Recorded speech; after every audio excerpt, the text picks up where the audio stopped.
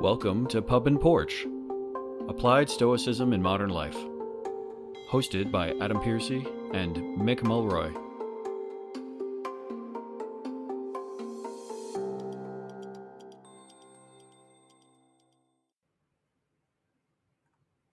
Okay, welcome back here to Pub and Porch, Applied Stoicism, with myself, Adam Piercy, and Mick Mulroy. Mick and I have had a little bit of a break. I was doing some traveling, and it wasn't a good place for me to do some episode recording, but we're back now, and today we wanted to talk about AI.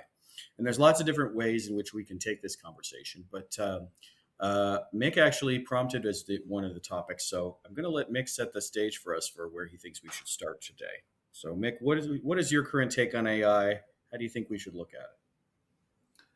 Well, Adam, usually I'm talking about AI in the context of national security, right? Because that's what I do, at least as an analyst. And there's a lot of aspects to it there, but there's also a lot of philosophical questions, I think, that need to be contemplated in this, and then potentially there are ways where our philosophy, Stoicism, could positively impact and shape how this goes. I would start with saying I'm not an expert in artificial intelligence, but because I do talk about it quite a bit, I have looked into it pretty extensively, and I've been asked to sit on boards and such of AI companies. Yeah. I think to start with, what should we start with? Well, let's start with the pros, right? The positive. Obviously, artificial intelligence, and when they get into this level of general intelligence, particularly when it's paired with like quantum computing and robotics, it's going to be a massive shift in society, right? So anything from very what we call intellectual type occupations today will be significantly enhanced. So if you think about a doctor who has instant access to all the research of the world almost instantaneously and can weed through it all and come up with a diagnosis, I mean, it's hard to say that's a bad thing, right? Right. But that might get to a point where we don't need the doctor. And I don't mean that we just have to have doctors, but that is a very significant, consequential profession. So it goes, if you flip that on the cons, and I just listened to somebody explain that apparently really knows this stuff, talk about, we're going to lose a third of our jobs in like the next 10 years. And it's going to be across the board, right? I think at first it's going to start with what I'm calling intellectual jobs, but like lawyer, doctor, accountant, potentially software engineers, coders. Go down the list.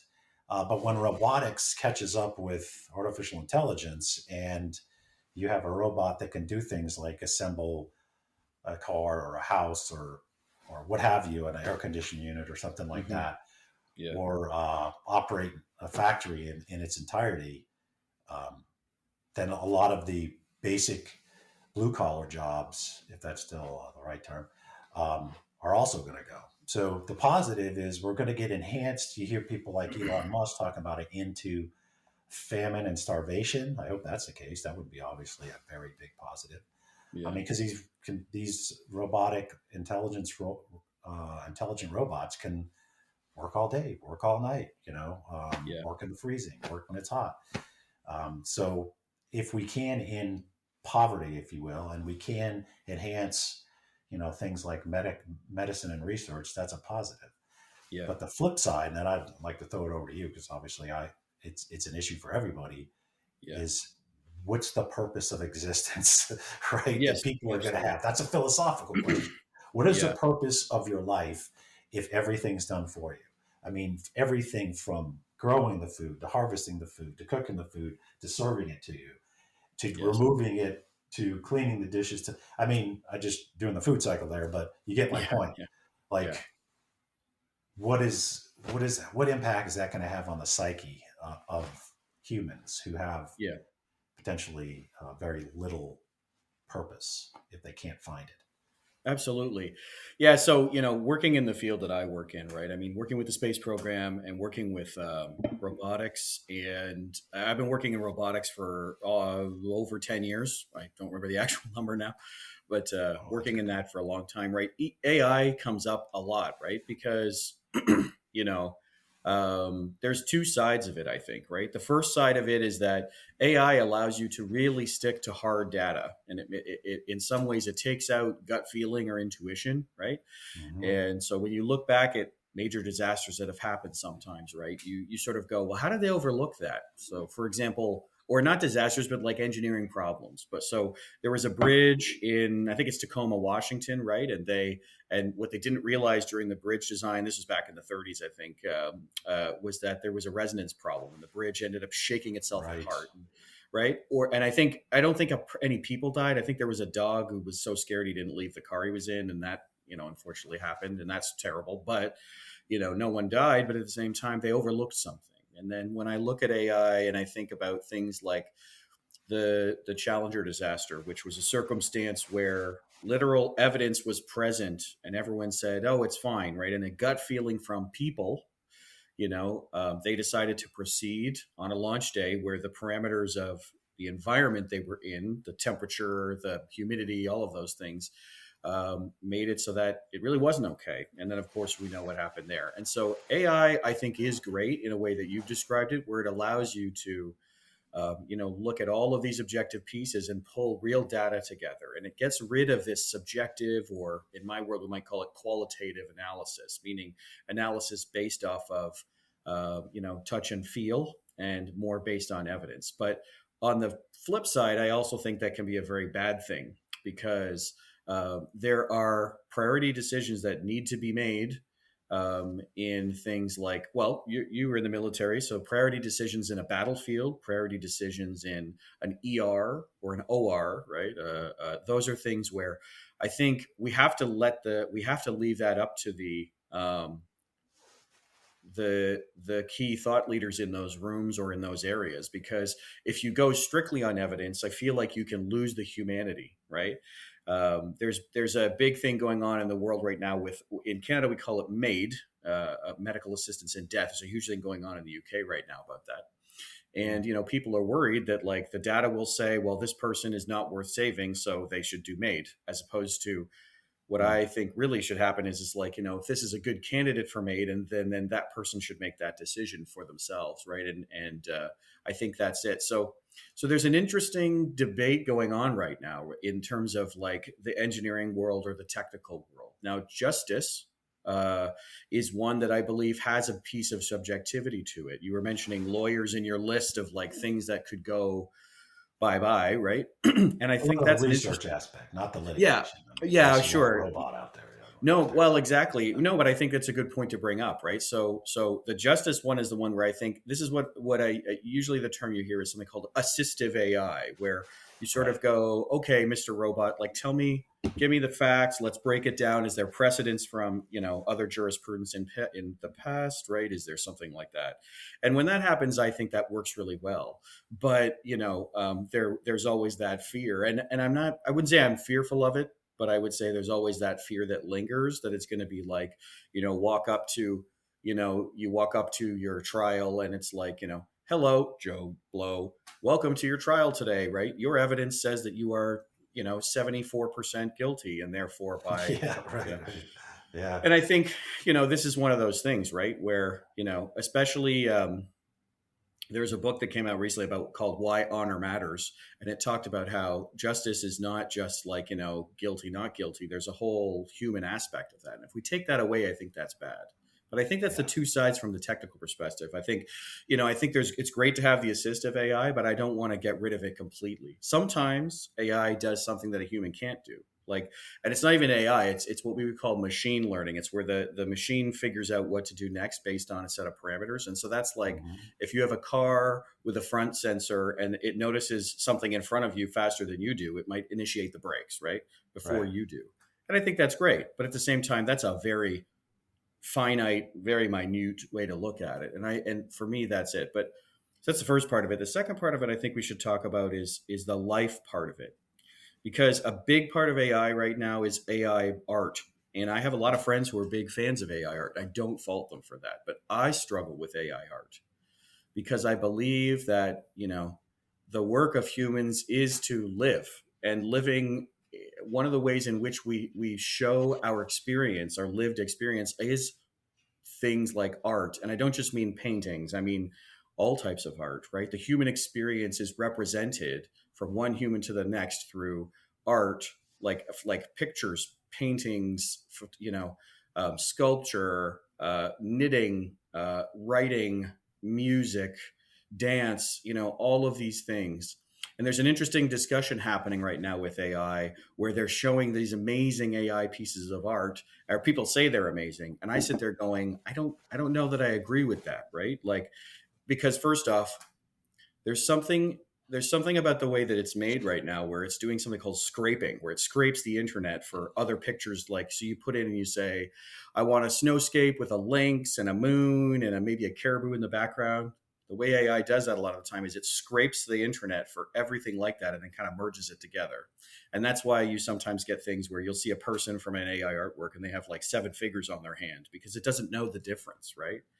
But at the same time, I think, there's a spark of creativity that comes from humans, from that kind of consciousness that you lose when AI takes that over. Like, I'll close on this part of the topic, at least for me talking right now, with a meme that I saw recently where it was like, everyone's like, hey, look at this cool AI art. And I'm the kind of person who goes, I want AI to take care of my taxes and telling me when to fill up my car and, helping me find maybe, a better rate on my mortgage so that I can do art and music and design and, spend time with my family more. And that's how I kind of see that. So that's my first take on it. It's an interesting spot though, because I am in robotics and people are always like, you must love AI. And I'm like, kind of, it's a bit of both, right? Yeah, I mean, on the essence of art, if you will, it seems to me to be the core of what um, humanity is. I guess Yeah.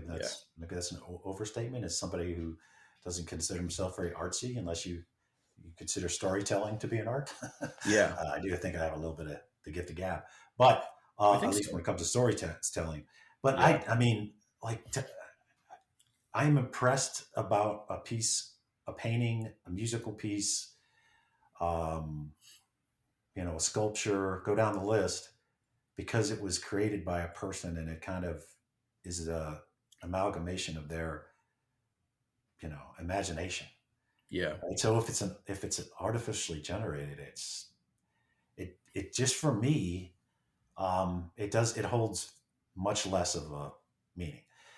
I do think, Yeah. as if you're trying to sink some kind of policy, that we should have it identified as AI music, Yeah. because I probably won't buy it. But you know what? We're one part at a time, right? We both, me and you, grew up obviously in a time when AI didn't exist, but there'll Yeah. be a time when people have grown up only at a time when AI exists. Yeah. So even though we might have this pushback against AI art or music, etc., Hmm. our grandchildren might not, because they Yeah. would just view it as music, Yeah. right? And that takes even, like, you don't have to have a musician, right? You have to have an engineer, you have to have a farmer, right? And to a certain extent, you have to have a soldier to protect against, other people. But you don't have to have a musician. But we want it, right? We want it because it's the essence of, like, Yeah. humanity, is what I was saying. So, Absolutely. but even that could go away. Like, what if we get to a point where we can't do anything better? It goes beyond artificial intelligence, and it's super intelligence, right? It's smarter than us, right? So it Right. can make everything better.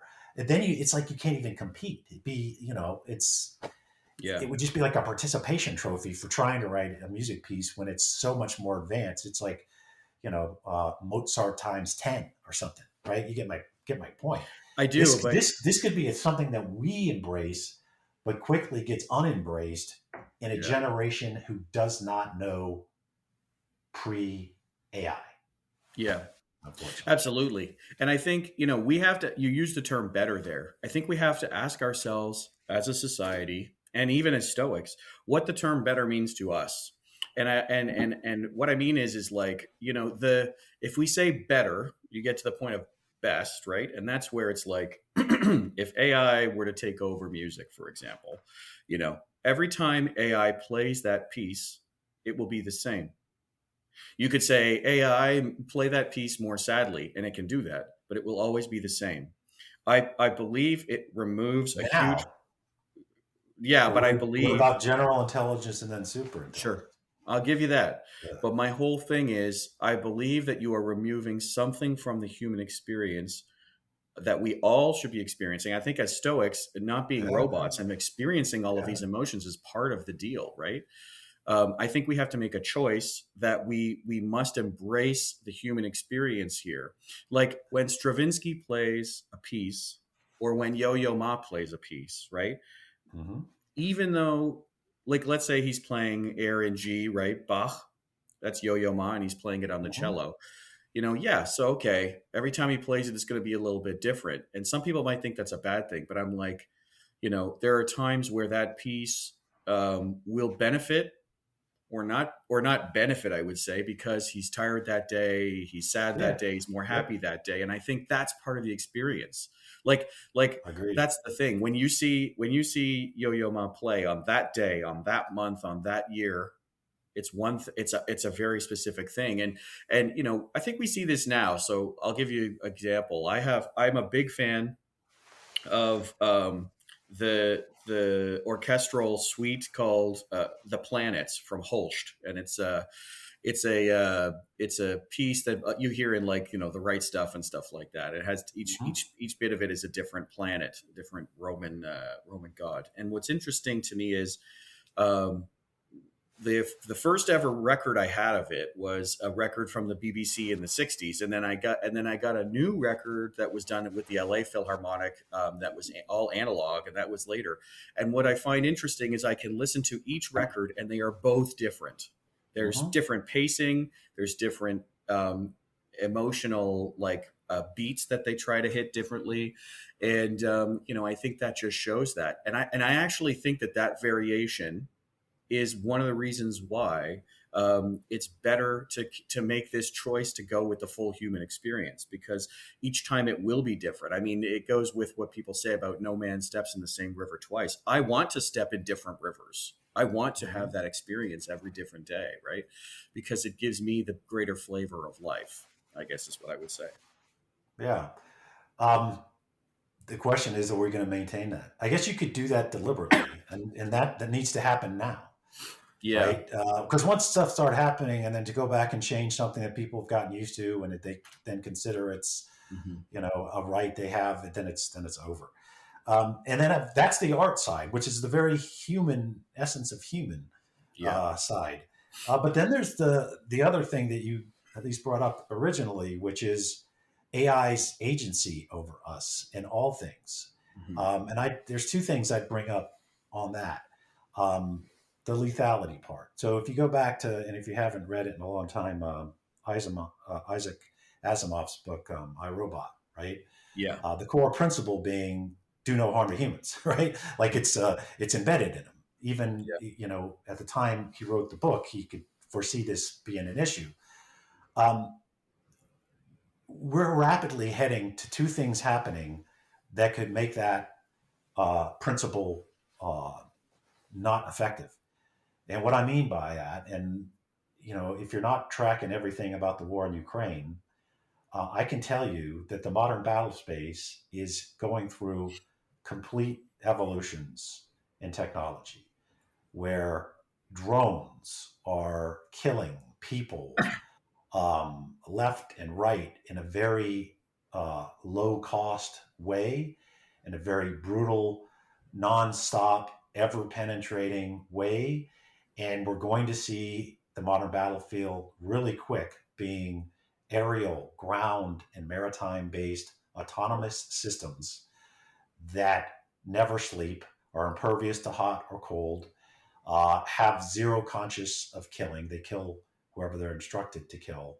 Hmm. Um, and it is moving at such a revolutionary pace that it's shocking for those who are familiar with it Yeah. and certainly involved in it. Literally, you could seize an entire town with automatic machines right Hmm. now. So why do I bring that up? Because you're seeing this capacity move at such a speed. Right now, there's a human decision point in it. Not Yeah. always, right? So you send a drone to go get the bad guy. You tell it it needs to look like a Russian soldier, right? It can't be 2 feet tall. It can't be this. It can't be that, right? And then you can tell it artificial intelligence. You determine whether it's a Russian soldier or not, and you blow up come into proximity and blow up, or it's a little girl and you go the other way, right? So Yep. you're already seeing that happen. That's artificial intelligence deciding life and death for a human. Right. We decide to launch it, but it decides who's who's getting killed. So you've already created an entity that violates Asimov's first principle, Right. right? Then you're going to have AI get smarter than us. That's the prediction, right? General and super intelligence, and quantum mechanic or quantum computing, which could speed up the processing of information well beyond anything we could do. So follow me on this. You've got automated machines that are already doing some low level version of AI and killing people Yeah. uh, at a pace that that they're going to outflank us pretty quick. And then you have artificial intelligence and decision making process that could be injected into um, battlefield campaigns, Yeah. international strategic in conflicts, right? So you're seeing this all come at the same time, and it's not like something that's going to happen in 10 years. It might happen next year.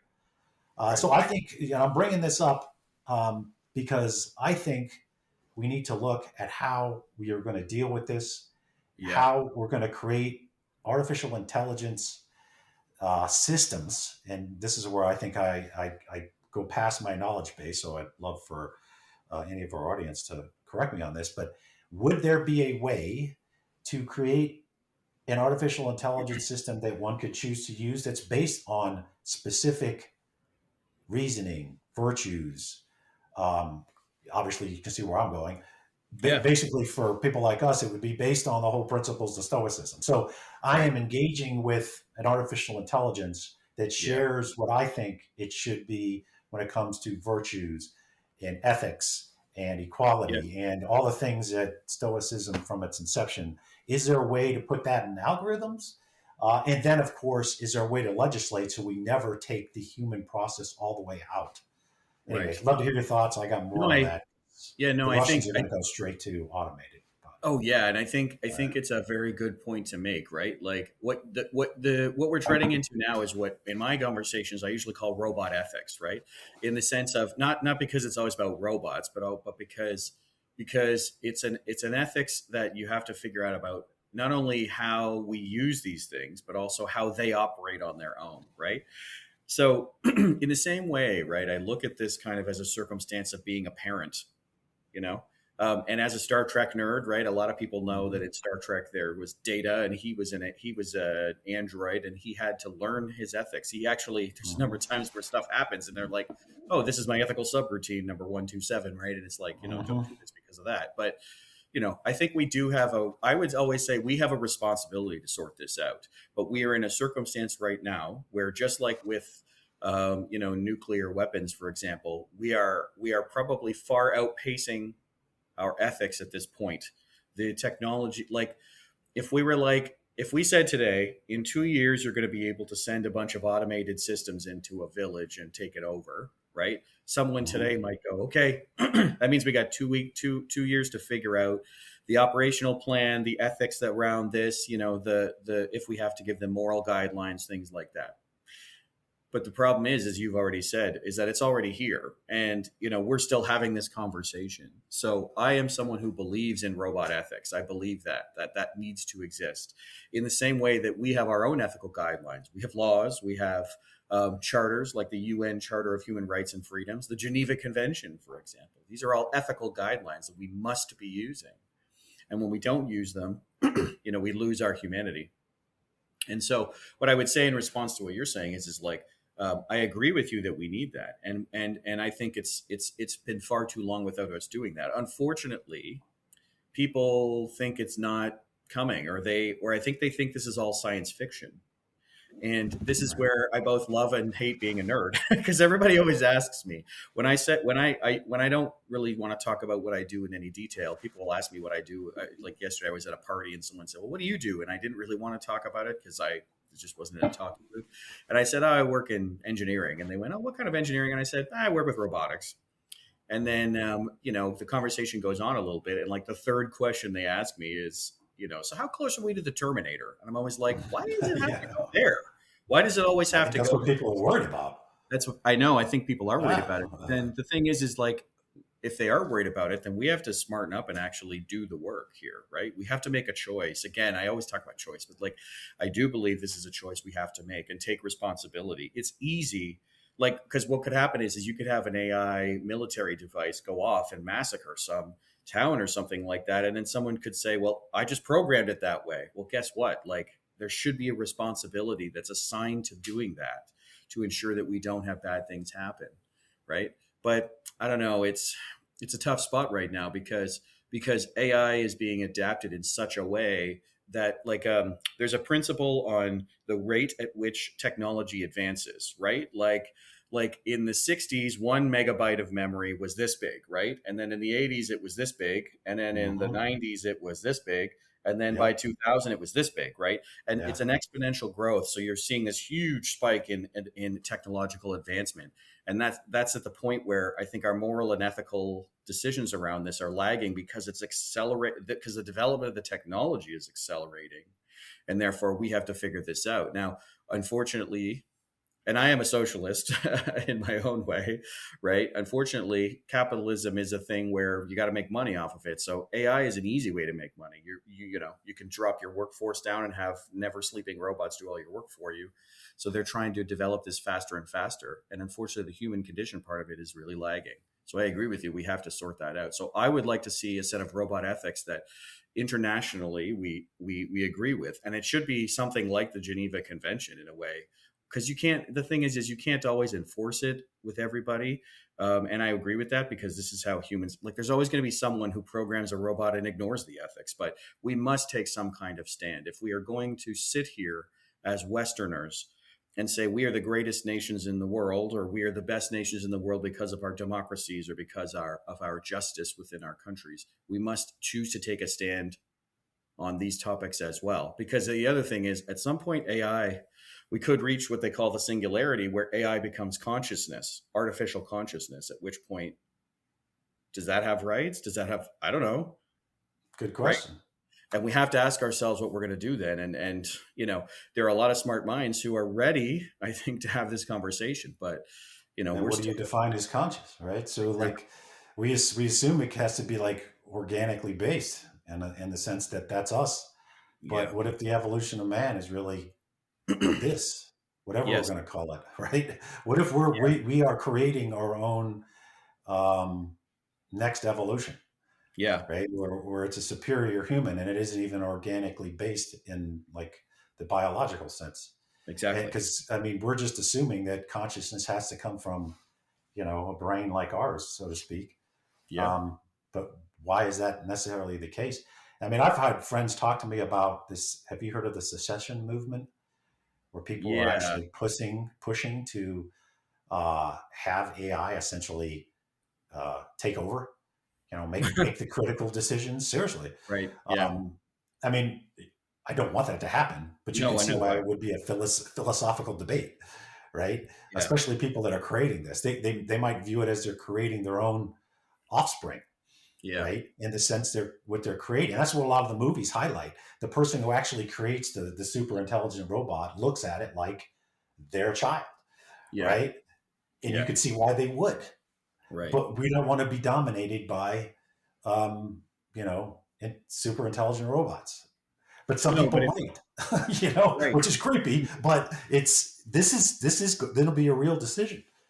It will be a real decision, but I think we have to take these responsibilities very seriously, right? Like, in the world of media right now, right? A new Frankenstein movie came out, right? And what's interesting is it's much closer to the book.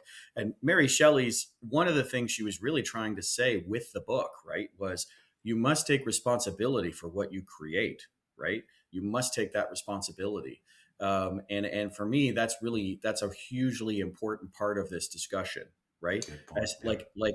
like it sounds weird to people on the outside, especially for people who are parents a lot of the time, who have biological children, because they're like, how could you say that a programmer is just the same as a parent? I think it's pretty clear to me at least, how there's a parallel there, right? Like, Mhm. this thing didn't exist before, and now it does exist, and it has some form of free will to make decisions, whether it's an algorithm or a brain. It's the same Mhm. kind of thing, right?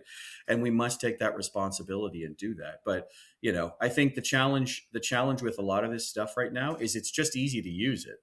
It's just easy right now to say, yeah, it's making my life faster. I can write an essay. I can, even when you use it ethically and you use it to help you write the bones of an essay, like just the bones and structure, and then you finish the essay, right? That's what people are calling ethical assistive AI in some ways, or ethical AI or whatever. I think that's fine. But the problem is not everybody out there is like that, and we must take responsibility for the fact that the darker angels of our nature as human beings must be taken into account here. And that's just something that's there. But anyways, it's a tough position for everybody to be in. I have worked with software and robotics, and hardware around robotics for most of my professional career, and I will say AI is probably the biggest single difference that has come in the last 15 years, because you can just get to that point where we used to talk about having robot pilots, right, in industrial settings where they have a set of joysticks and they're moving that giant arm Mhm. and it's putting the Mhm. box here and moving that over there. And now it's like they sort of go start and the arm starts working and it does a bunch of stuff, and they might intervene, but mostly they're just kind of sitting there. Like, at some point, are you are you getting away from it all? Now, I will say, I was curious to get your take on something, because the one thing that you hear, right, sometimes is like, but if you do so, and this is a warfare question, like, if you do have AI in the battlefield, right, you potentially then have no humans in the battlefield, and Mhm. therefore some people think of that as being more humane. And I struggle with that, because I'm like, if it's so easy to press a button and blow something up, then aren't you taking all of the humanity out of it? But I'd be curious what your take is on that, because that's a I think that in itself is like a whole argument to have with somebody. Not an argument, but like a discussion. Yeah. So it's certainly a fair question. The issue, I think, is going to be that um, with the advancement of these systems, wealthy nations will completely dominate the world, Yeah. right? So if you don't have them, then you will lose. Hmm. You know, you will seriously lose any conflict. Yeah. So if you have something that some other country with the advanced, industrial countries, think of it that way, Yeah. um, want, they can just take it. And there's very little political consequences. They're not calling up, in my country, a bunch of folks from Texas and California and Montana and Virginia's, 18-year-old son to go fight, right? Yeah. It's just, hey, like you said, push a button and we win.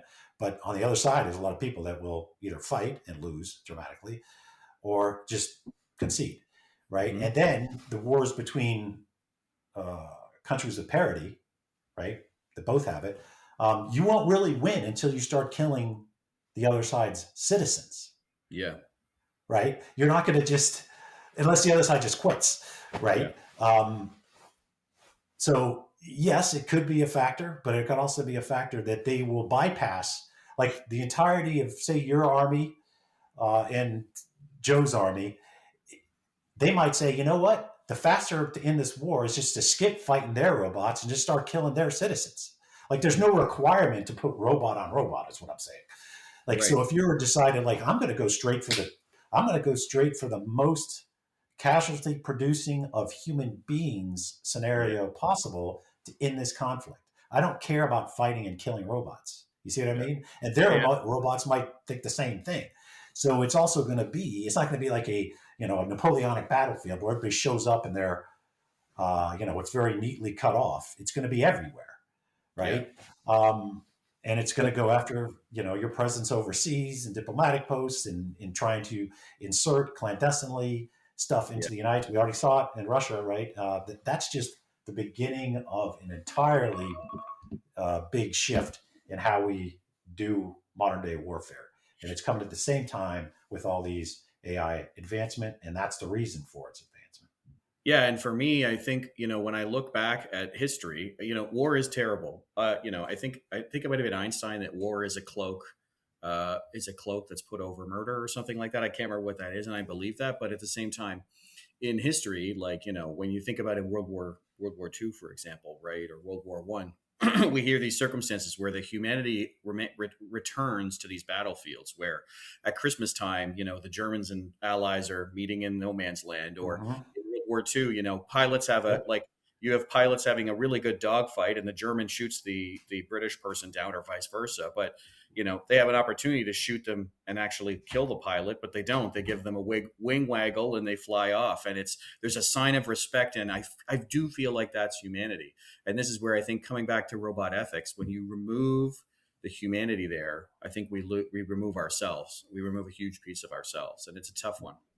But it's a tough. The whole thing is interesting because I love the cutting edge, and I have always struggled with this a person in robotics. There's another thing to even say about robots could fly to any planet. They don't need oxygen. They don't need food, right? Why do we Yep. send astronauts? But if humans don't go there, what are we doing here? We're not pushing any But envelope. that's how we're going to view what these robots are coming, Yeah, right? So if the whole mind shifts, and I'm not saying my mind is shifting, I'm just throwing yeah, this out as a philosophical construct. If yeah, I grew up at the entirety of my life, I was surrounded by intelligent robots yeah. that we were, and eventually they'll be their own creator, Hmm. right? They'll create their own next generation, not Yeah, us. yeah. I know. They might just decide. Like, when will be that switch for them when they decide, I am tired of taking orders from this hairless monkey, right? Yeah, yeah, yeah. Seriously, No, I right? get it. And they go, we're taking care of you. We'll feed you. You be nice, and we end up being a pet. Um, Yeah, but I think could there's that a happen? sure, but Yeah. maybe an important closing thought I think we should take away from this is, what if that doesn't happen? What if we build out this relationship with AI, with robotics, with the future, cybernetics, whatever? What if we build this out and we return to our base humanity and it all goes okay? I think the thing is we have to take that on as the challenge. It's easy right now for everybody to just let it happen because it's easy. But AI is already here, and we have to think about taking the responsibility that I think we own as creators. We are a creator at this point, right? Like, God took responsibility. I am an atheist, but I will say this in a way, like, God took responsibility for creating humanity, right? It doesn't matter what mythology you follow. Though those gods understood that they had to kind of give some rules to everybody. So if we're going to be Mhm. creators, I think we have to do that. And there's an opportunity here as human beings to discover what that could mean, both for the AI and for ourselves, right? But I have to hope that it's going to go well. But unfortunately, like I've said already, I'm not sure capitalism is the right place for this to happen. That's a good point. That's a good point. It's going to be, and one of the reasons why, for those who are watching on YouTube, I'm dressed up this Mm. morning. I don't usually walk around my house in Montana like this. I'll be talking about the new national security strategy for the United States in Yeah. not 11 minutes on Mm. ABC. And I would like to plug that as one of our next one, because it is a sea change for how the U.S. sees the world. And part of it, and this is why I just brought it up, is Yeah. it puts profit really over principle. And you'll see that. I mean, it deliberately says it. It's not like, oh, you're just reading it. No, no, no. You can read it yourself. It's only Yeah. 33 pages. Um, there's a shift. And so humans aren't necessarily, my point being is, going to be driven by principle. Like, Yeah. should we come up with philosophical constructs for AI to be constrained by? It could be, obviously, me and you are going to say Stoicism. Other people might say Buddhism. Other people might say Christianity. Maybe it's all the above. And everybody else is, that we can agree on. Or maybe there's multiple versions of it that follow. But what I think we should not do is just let it go in any direction it wants to go, because I Right. think it could decide that we are pets Yeah. down the road, and we don't want to basically create our eventual destroyer. Yeah. To But put if that, it is not to leave on a no, dour note, but well, then I I'll don't say think that's overstating the I problem. don't think so either. So I'll say, if this is a brave new world, as Aldous Huxley said, right? Yeah, If it is a absolutely. brave new world, we must take brave steps forward to return to principles. And I think someone has to take a stand on that one. And so I have to hope. I still have hope. And that's, as a roboticist, I I have to have that. But let's close out there because I know we got to get ourselves rolling. So we'd love to hear from everybody else on this. I'm sure this is going to be a hot button topic. So we'd love to hear from you. Everything's in the show notes for how to reach out to us. But until next time, Mick, thank you for today's discussion. That was great, and we hope to hear you all on the next one. Excellent. Thanks, Adam. Great discussion. Thank you for listening to the Pup and Porch podcast.